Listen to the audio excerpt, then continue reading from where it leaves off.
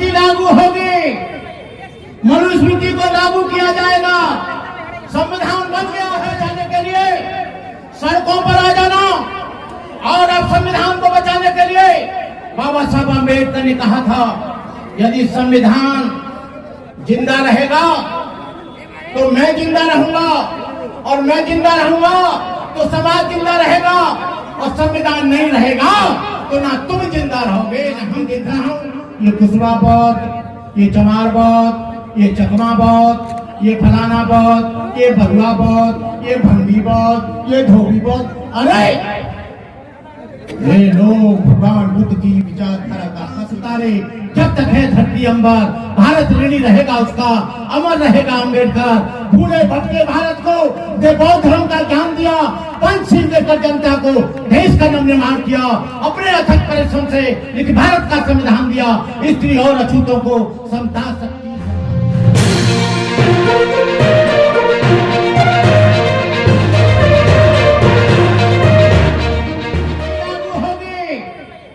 मनुस्मृति को लागू किया जाएगा। संविधान बन गया है। हम यहाँ के तमाम अनुवादियों को बता देना चाहते हैं,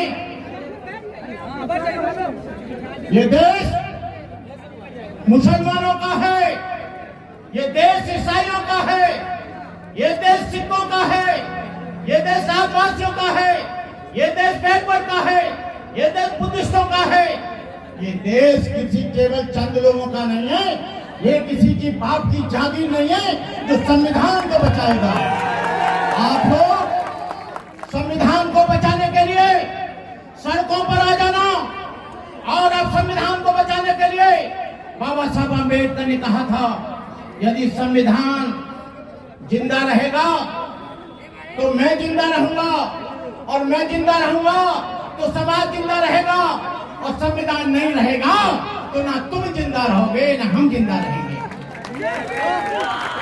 बाबा साहब डॉक्टर अम्बेडकर ने, एक मिनट बस, बाबा साहब अम्बेडकर ने दो चीजें, वैसे तो संविधान में 14वां अनुच्छेद, 15वां अनुच्छेद, 16वां अनुच्छेद, 25वां अनुच्छेद आपको ढेर सारे अधिकार दिए, लेकिन दो जो अधिकार हैं वो बहुत बड़े हैं। एक तो वोट का अधिकार और एक शिक्षा का अधिकार। वोट के अधिकार से एमपी एमएलए बनते हैं, सत्ता परिवर्तित होती है, और शिक्षा से आईएएस बनता है, आईपीएस बनता है, जज बनता है, कलेक्टर बनता है, इंजीनियर बनता है। इन लोगों ने शिक्षा को खत्म करने का पूरा प्रावधान कर दिया है, सारा प्राइवेटाइजेशन हो रहा है। आप लोग इसको रोकने के लिए तत्पर हो।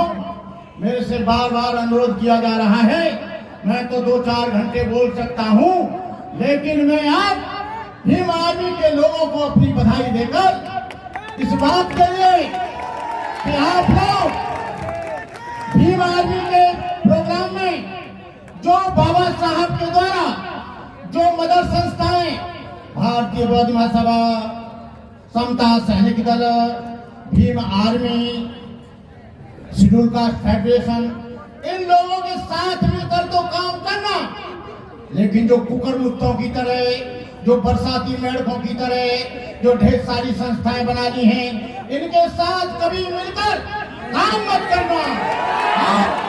अपना नेतृत्व स्वयं करना। अपने मंच पर मैं पूंजीपतियों से चंदा ले आता हूँ, जबरदस्ती लाता हूँ, लेकिन पूंजीपति को मंच पर सम्मान देने के लिए नहीं, उसको लात मार के बाहर उठाता हूँ। क्यों? कि वो पूंजी हमारे लोगों की है। जो फैक्ट्री में काम करता है वो हमारी है, जो सड़क बनाता है वो हमारे लोग हैं, खेती जो काटता है हमारे लोग हैं, जो मशीन चलाता है हमारे लोग हैं, जो सिलाई करता है हमारे लोग हैं, जो हल चलाता है हमारे लोग हैं। बहुत दिन हो गया, 5000 वर्ष गुजर गए, अब ऐसा नहीं होगा। खेती भी हमारी है, हल भी हम ही चलाएंगे, बोएंगे भी हम ही काटेंगे। लेकिन क्या होता था, हल हम चलाते थे, बीज हम डालते थे, काट कोई और ले जाता था। आपको बता दूं, यहाँ जो मैं आया हूँ आने वाला नहीं था। भीम आर्मी के लोग आपको बता दूं, मैं जिससे आया हूँ यहाँ पर 2 पंपलेट छपे। एक पंपलेट में मेरा नाम था, दूसरे में नहीं था। मैंने कहा कुछ चक्कर लग रहा है, कोई लफड़ा दिखता है।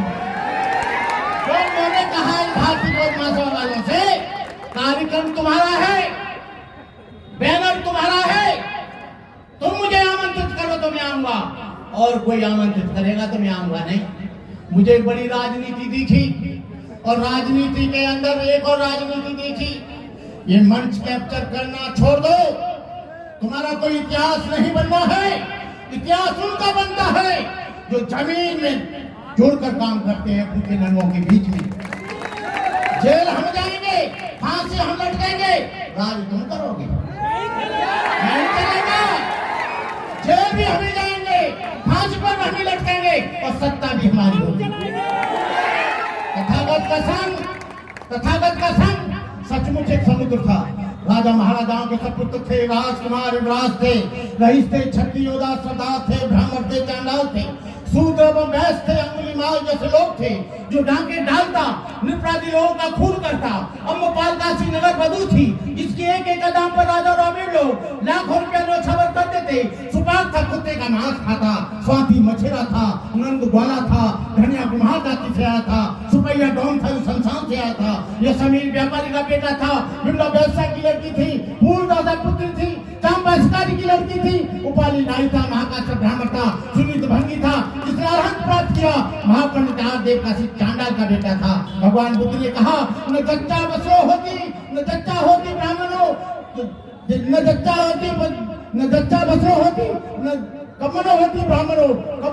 मतलब न कोई जन्म से ब्राह्मण होता है, न जन्म से कोई शूद्र होता है। लेकिन भगवान बुद्ध ने कहा, जो लोग बौद्ध धर्म में दीक्षित हो जाते हैं वो बौद्ध धर्म के नाम से जाने जाते हैं। लेकिन आज मैं देख रहा हूँ, ये कुशवा बौद्ध, ये चमार बौद्ध, ये चकमा बौद्ध, ये फलाना बौद्ध, ये बलुआ बौद्ध, ये भंगी बौद्ध, ये धोबी बौद्ध। अरे ये लोग भगवान बुद्ध की विचारधारा का कत्ल कर रहे हैं। और बौद्ध वही होगा जो डिक्लेयर करेगा, बौद्ध वही होगा जो गलत करेगा।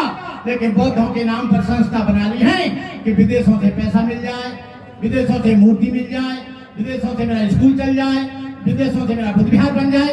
वो उनकी व्यक्तिगत संपत्ति होती है, समाज से चंदा लेते हैं, विदेशों से चंदा लेते हैं, लेकिन वो उनके बाल बच्चे ही कई पीढ़ी तक उसके मालिक होते हैं। ऐसे लोगों से जो बनते लोग बैठे हैं, इस बात को जाने, निरीक्षण करें, परीक्षण करें। इन्हीं शब्दों के साथ, जब तक है चांद सितारे, जब तक है धरती अंबर, भारत ऋणी रहेगा उसका, अमर रहेगा अम्बेडकर। भूले भटके भारत को जो बौद्ध धर्म का ज्ञान दिया, पंचशील देकर जनता को देश का निर्माण किया, अपने अथक परिश्रम से एक भारत का संविधान दिया, स्त्री और अछूतों को समता शक्ति सम्मान दिया। जय भीम, जय भारत।